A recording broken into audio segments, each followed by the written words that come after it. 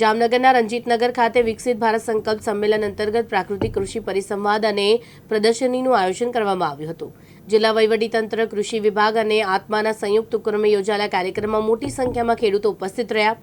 પરિસંવાદમાં 600થી વધુ પ્રગતિશીલ ખેડૂતોએ ઉત્સાહભેર ભાગ લીધો। કાર્યક્રમ દરમિયાન પ્રાકૃતિક ખેતીના પ્રચાર પ્રસાર માટે વિશેષ માર્ગદર્શન આપવામાં આવ્યું તેમજ ખેડૂતોને ખર્ચમુક્ત અને ટકાઉ ખેતી પદ્ધતિઓ અંગે માહિતી આપવામાં આવી હતી।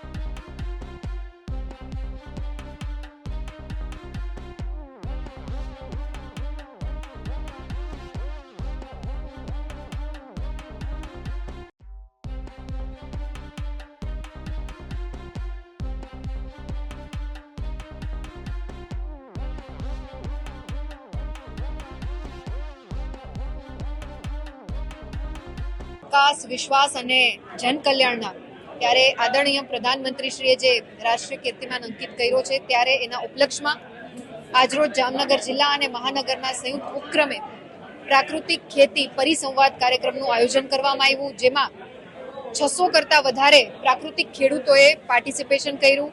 એનો પ્રદર્શનીનું પણ આયોજન કરવામાં આવ્યું છે। ખાસ કરીને ગુજરાતના આદરણીય રાજ્યપાલ શ્રી આચાર્ય દેવવ્રતજીના માર્ગદર્શન હેઠળ 2019થી પ્રાકૃતિક ખેતી અન્વયે ગુજરાતમાં જે નવી પહેલ શરૂ કરવામાં આવી છે, પ્રાકૃતિક ખેતી વિકાસ બોર્ડનું પણ નિર્માણ કરવામાં આવ્યું, જેમાં લગભગ 9 લાખ કરતાં વધારે ખેડૂતો અત્યારે પ્રાકૃતિક ખેતી તરફ વળી ચૂક્યા છે।